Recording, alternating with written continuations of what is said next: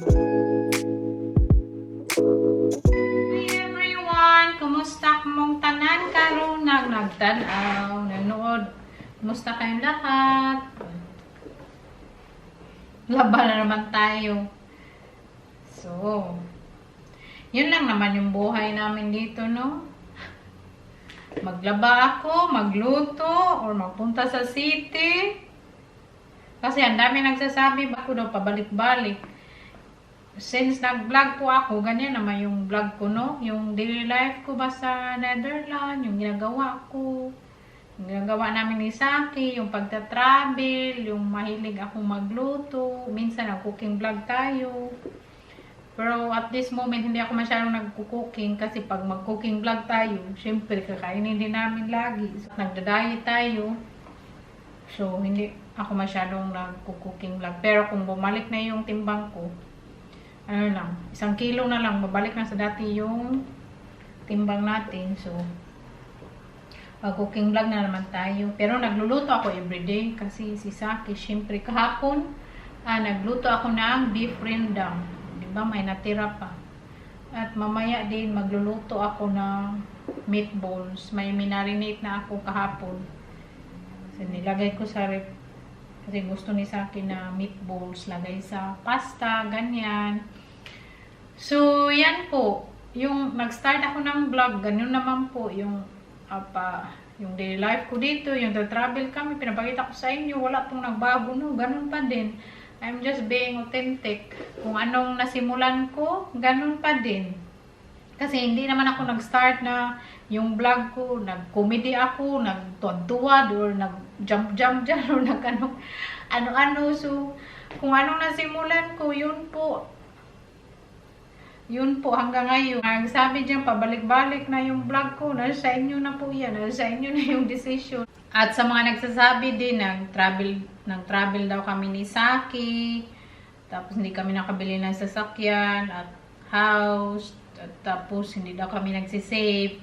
Well, ang masasabi ko po dyan, hindi po kami mag-travel siguro, no? Kung hindi kami savings note para sa future namin, kasi siyempre tumatanda na kami. Make sure po na we can live comfortably later. So sa mga nagsasabi dyan, anyway, hindi ko naman kailangan i-explain, no? Pero i-explain ko na lang ba para maliwanagan kayo ba. Kung magta-travel po kami ni Saki, we make sure, no, ganyan, mga extra na po yan. Hindi po nakaalam yung that culture. So, iba po talaga yung sila. Masave po talaga yung mga Dutch. Kaya nga may kasabihan dito kaiken it kopen. Ano yan sa in English? Yung karamihan sa mga Dutch kasi pumapasok ng store, magtingin-tingin lang, tapos hindi bibili. Pero hindi naman, no? Hindi naman lahat. Pero yan talaga yung kasabihan dito sa taga Netherlands. Pero siguro kung may may mga boyfriend kayo na Netherlands or nakatira na dito, siguro makarelate kayo, ganyan po. So, ganyan po talaga yung mga Dutch na mga tao, po talaga. Inuuna po nila talaga yung future nila, po talaga sila sa pera. Very good. Gana bang masave talaga ba? Kahit malayo pa, iniisip na nila. Kaya, so, sa may mga, na mga taga-Netherland partner or husband, makarelate po talaga. Pagbili ng bahay, hindi po talaga kami bibili ng bahay dito sa Netherlands. Kasi in the future, hindi naman kami dito magtira. At sa gaya ng sinabi ko, may bahay na po si Saki doon sa Pinas. At may bahay na po kami. So, anuhin pa naman yung madaming bahay, no? Tapos wala naman kaming anak ni Saki, tapos yung mga kapatid ko may bahay din naman po. Ang ni Saki, okay na po kami. Thankful and grateful for everything. Wala na pong walang labis, walang kulang, sakto lang. So, we're just very grateful and thankful sa lahat. At sa pagbablog ko, ang tagal ko na sanang maghinto ng vlog kasi yung vlog ko pa weather lang naman. Minsan okay, minsan hindi. So, sabi ko maghinto na ako. Kaya ka ng Tapos sabi ni Saki, huwag kang maghinto daw kasi Every time kasi mag-travel kami, so na-film ko ba, na-video ko lahat kung saan kami nag-travel, tapos gustong-gusto niya yung ganyan ni sa akin. Sabi niya kung matanda na daw kami, titingnan niya sa YouTube yung saan kami nagpunta, tapos sabi niya, relax lang daw kami, makaupo, tapos manood ng mga pinupuntahan namin noon, kasi hindi mo man talaga ma-save sa cellphone mo or ano mo, so yan po talaga yung mga good memories ba na maano mo talaga ma-video mo gaya dati nung birthday ko nung naghanda si Saki at saka yung kapatid ko si Agatha na nag-effort talaga sila ng bungang-bunga. Kung hindi ako nag-vlog noon, hindi ko talaga ma-film yun ba. Hindi ko malagay sa, hindi ko talaga ma-video yun. Na I'm very happy talaga. Luto ako ng snack namin ni Saki kaya si Saki magkain mamaya kasama yung best friend niya. Nagluto ako ng turon, yung binili natin na banana pero hindi saba, masarap talaga yung saba. Kaya pag nandun ako sa Pinas, halos I think every week bumibili ako ng saging na saba. Kung nakita niyo sa mga vlog ko, nasa Pinas ako ba? Grabe talaga. Kaya so magluto tayo. Ito yung snacks namin pero ako mamaya na ako magkain. So this week po kami mag-holiday.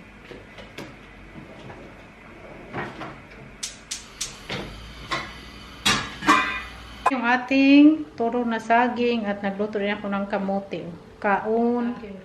Pumunta na siya sa city. Kasama yung kaibigan niya. Kaya magkain man sila sa labas. So ginawa ko na rin yung ating meatballs na minarinate ko kagabi. Yung ano to siya. Half beef and half pork. 1 kilo. Lahat. Tapos ginanito ko ba para pantay-pantay ang lahat. Walang labis, walang kulang. So minarinate ko lang ito ng oyster sauce. Tapos yung nor, Italian seasoning, garlic powder, paminta. At yun lang. Overnight ko siyang minarinate. Tapos, tinikman ko kanina, nagluto ako ng isang high juice ko kay sarap. Probuyang lang.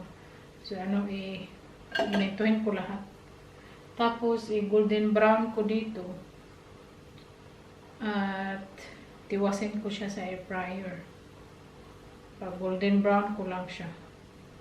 Request man to ni sa akin, no? Meatballs. Yung pangalan nila dito, kahak. Kahakbulot siya. Kahakbul. Sa Netherlands ba? Kahakbul. Nagay ko lang dito. Ano ko dyan yun?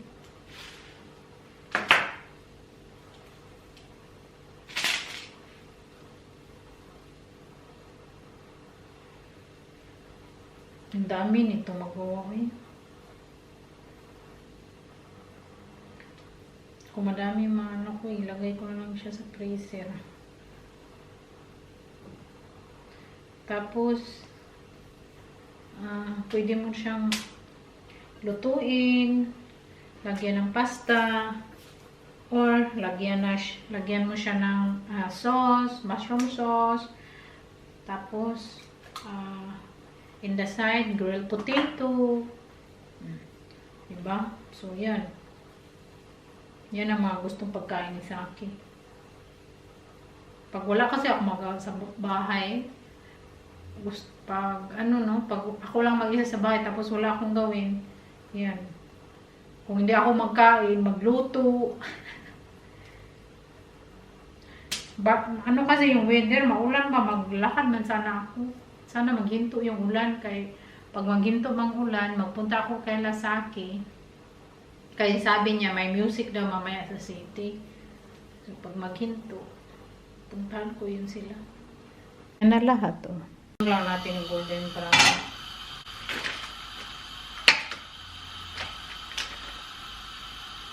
Masarap yung pagkain. Pag may butter ba, malinam na. Kaya lang, din. Fatty.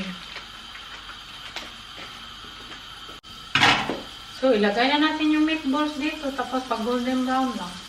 Okay na yung ating meatballs. So, ilagay ko lang siya sa air fryer ng 5 minutes. Luto na yan. 200 degrees. Hindi pa kasi yan luto. So, ako ng eggplant sa air fryer. Lagay ko lang yung grill. So, lagay ko lang siyang sweet paprika powder, garlic, paminta, olive oil, garlic powder, pork powder lahat. So, kamayin natin para ma-mix ng maayos. Kaya masarap to siya panglagay din sa pasta, ganyan. So, i-grill ko siya. Bukas ko naman siyang gamitin, no? Kaya mas masarap siya. Mas yung flavor niya, manuot talaga siya sa eggplant. Ganyan, no? Tapos, kung gusto niyo gamitin sa mga salad-salad or pwede rin pang breakfast. Lagay sa omelette. O, diba? Sarap. Tapos, yung meatballs natin. O, itong meatballs, hindi ko na lang siya lagay sa freezer kasi feel ko maubos to ni Saki. Tapos, pag i-warm ko siya, gawan ko siya ng sauce. Like tomato sauce, or mushroom sauce, or white sauce, kahit anong sauce. Kung anong gusto niyo. Tapos, yung aubergine, pwede din ilagay. Ang sarap nito. Tapos, yung natira na tinry ko. Tingnan nyo yung weather. Maulan pa din. So, hindi na ako maglalakad. Ako ng TV. Yung pinanood ko is cooking program. Yung 24 Kitchen. Yan talaga yung programa na hindi ako magsasawa. Cooking program. Kahit all day ako manood. Hindi talaga ako magsawa. Manood ng mga ganyan. Kasi madami kang matutunan sa pagluluto, mga technique, mga ibang ingredients. Manood lang kayo ng cooking program. 24 Kitchen. Kasi normally hindi ako nanood ng mga like YouTube kung paano magluto, ganyan. Hindi ako nanood yan. Talaga panood sa mga 24 Kitchen. Yung mga Master Chef, ganyan. Tapos yung mga documentary sa pagluluto, ganyan. Yung pinanood ko sa Netflix, madami. So, yun na yung ating pa-vlog today kasi wala tayo masyadong gawin, no? Hindi din tayo magpunta ako ng city, manunsan ako ng music, wala din music, hindi daw matuloy kay ulan. Thank you. We love you all. Salamat lagi sa support. Bye. See you again in my next video.